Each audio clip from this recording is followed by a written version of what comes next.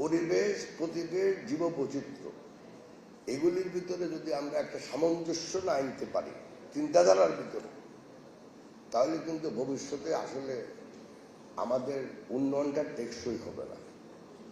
কারণ ওই যে কে জানি বললো যে মানুষ ঢুকতে দিবেন না, আমাদের প্রতিমন্ত্রী সাহেব ঢুকতে দিবেন না, তো মানুষ ঢুকে গেলে কি করবেন? তাই কি করার আছে আপনি বলেন? এত লোক কে কোনখান দিয়ে ঢুকের কোনো হিসাব আছে নাকি? অতএব আমাদেরকে যেই বিধিবিধান আমরা বানাই, যে আইনগুলা বানাই, দেখতে হবে এটা এনফোর্সিবল কিনা। আর আরেকটা হতে পারে, ঠিক আছে আইন বানাচ্ছি আমরা 10 বছর পরে দেখুন এটা, তো ওটা তো বেআইনি একটা সমাজের চিহ্ন, যে আপনার কাছে আইন আছে, আইন প্রয়োগ করতে পারেন না। এখন আবার আমাদের মেইন জিনিসটা হলো, দেখেন প্রথমে আপনারা যারা এই বাঘ নিয়ে চিন্তাধারা করতেছেন, আপনাদের প্রতি আমি কৃতজ্ঞ। আমি মনে করি এটা অত্যন্ত একটা জরুরি জিনিস। বাঘ সংরক্ষণ মানে হলো আমাদের সুন্দরবন সংরক্ষণ করা, সেটা একটা ওয়ার্ল্ড হেরিটেজ, সেটা খুব জরুরি। সুন্দরবন না থাকলে বাঘও থাকবে না আমাদের। তো আপনাদের সবাইকে যারা এই নিয়ে চিন্তাধারা করতেছেন, এই নিয়ে ভবিষ্যতে বাঘ বলেন, সুন্দরবন বলেন, সবার প্রতি আমি কৃতজ্ঞতা প্রকাশ করি। বিকজ এটা আমাদের দেশের জন্য, আমাদের জনগণের স্বাস্থ্যের জন্য, দেশের পরিবেশের জন্য, দেশের প্রতিবেশ রক্ষার জন্য এটা অত্যন্ত জরুরি। সো এই জিনিসটাকে জরুরির সামনে রেখেই আমি একটা লিখিত বক্তব্য পাঠ করবো। যদি বিশ্বাস করেন করবেন, না করলে আল্লাহ ভরসা। কথা বুঝতে পারছি।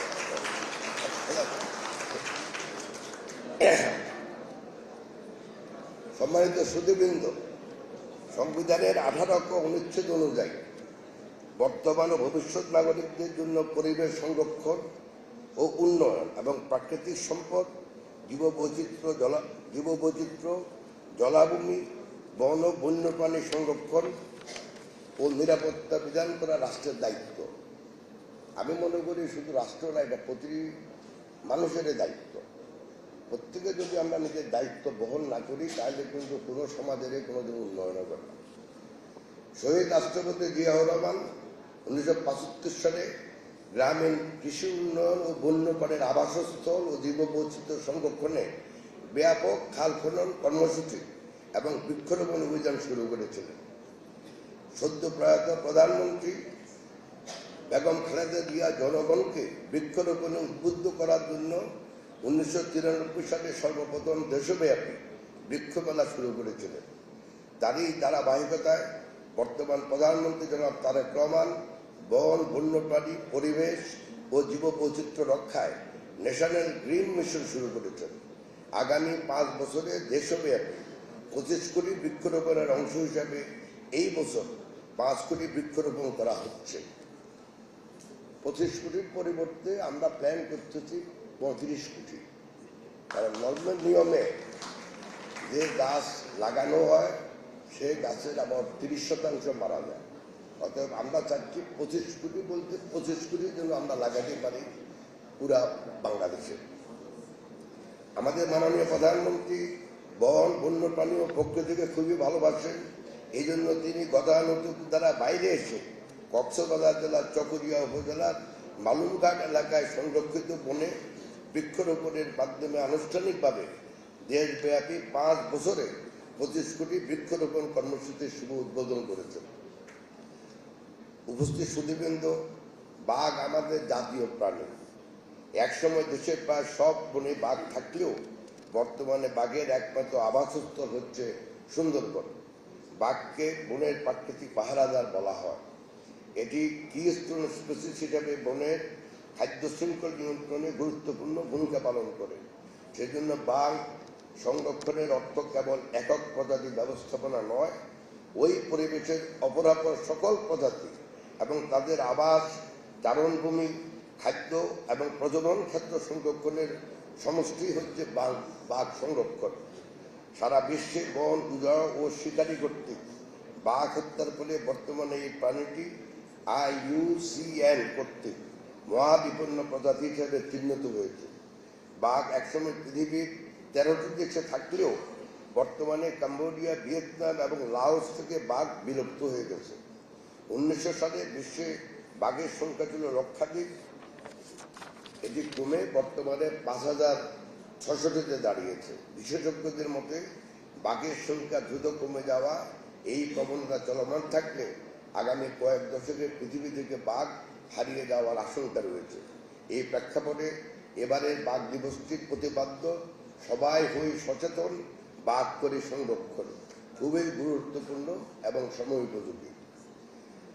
প্রতিবৃন্দ, বন্যপ্রাণী নিরাপদ আবাসস্থল সংরক্ষণ, বন্যপ্রাণী রক্ষা এবং এই বিষয়ে ব্যাপক সচেতনামূলক উদ্যোগ গ্রহণের উদ্দেশ্যে সরকার অতি সম্প্রতি 10 সদস্য বিশিষ্ট একটি কমিশন গঠন করেছে।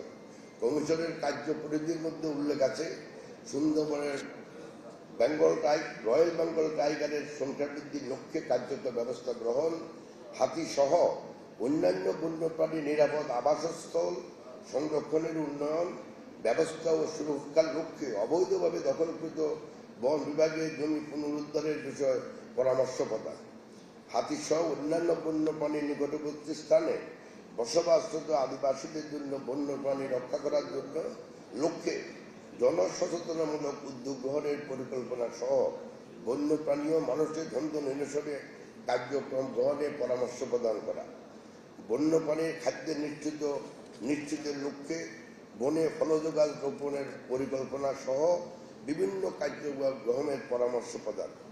সরকার সুন্দরবনের বন্যপ্রাণী ও সম্পদ ব্যবস্থাপনার জন্য 2026 থেকে 2025 সাল পর্যন্ত 10 বছর মেয়াদী ইন্টিগ্রেটেড রিসোর্সেস ম্যানেজমেন্ট প্ল্যান প্রস্তুত করেছে।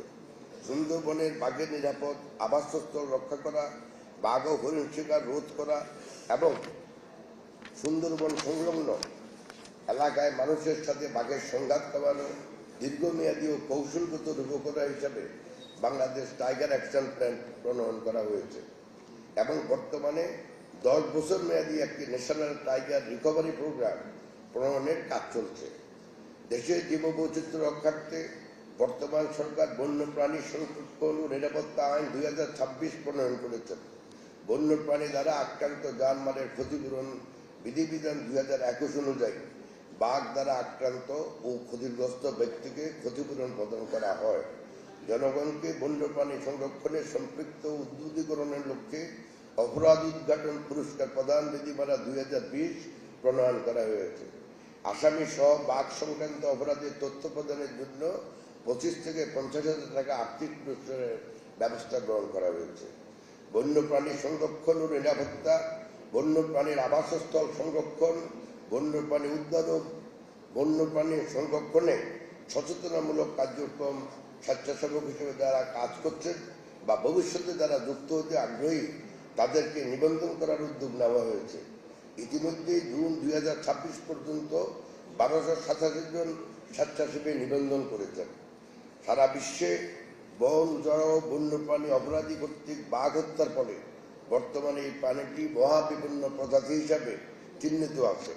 তবে আশার কথা হচ্ছে বাংলাদেশ সরকারের ঐকান্তিক আন্তরিকতা এবং বন বিভাগের নিরলস প্রচেষ্টায় সুন্দরবনে বাঘের সংখ্যা ক্রমেই বৃদ্ধি পাচ্ছে। আধুনিক জরিপ পদ্ধতি ক্যামেরা ট্র্যাপিং মাধ্যমে বাঘ গণনা করে সুন্দরবনে 2015 সালে 106টি, 2018 সালে 114টি, 2024 সালে 125টি বাঘ পাওয়া গেছে। বাঘ সংরক্ষণে BTRT, village tiger response team, CPG, community patrolling group এবং স্থানীয় জনগোষ্ঠী অত্যন্ত গুরুত্বপূর্ণ ভূমিকা পালন করছে। আমাদের দেশে অনেক সময় বন্যপ্রাণী পাচারের ক্যান্ডিডেট হিসেবে ব্যবহৃত হচ্ছে। সরকার বাঘের ট্রাফিক পাচার রোধে আমাদের নীতি হল জিরো টলারেন্স। বন অধিদপ্তরের বন্যপ্রাণী অপরাধ নিয়ন্ত্রণ ইউনিট এবং বন্যপ্রাণী ব্যবস্থাপনা ও প্রকৃতি সংরক্ষণের বিভাগগুলো দেশের বন্যপ্রাণী অপরাধ দমনে তৎপর আছে। সরকারের পাশাপাশি বেসরকারি সংস্থা, স্থানীয় জনগণ, ছাত্রছাত্রী, তরুণ প্রজন্ম, সাংবাদিক সহ সমাজের বিভিন্ন স্তরের মানুষের সহযোগিতা আমাদের একান্ত প্রয়োজন। বাঘ সহ সকল বন্যপ্রাণী রক্ষা করা প্রতিটি নাগরিকের সাংবিধানিক দায়িত্ব। তাই আসুন আমরা সকলে নিজ নিজ অবস্থান থেকে বাঘ সংরক্ষণের দায়িত্ব পালন করি। পরিশেষে বন অধিদপ্তরকে বাঘের নিরাপত্তা, বাঘ সংরক্ষণ এবং বাঘের সংখ্যা বৃদ্ধির ব্যাপারে আরও তৎপর হওয়ার জন্য আহ্বান জানিয়ে ও সবার সুস্বাস্থ্য কামনা করে আমি বক্তব্য শেষ করছি। আসসালামু আলাইকুম।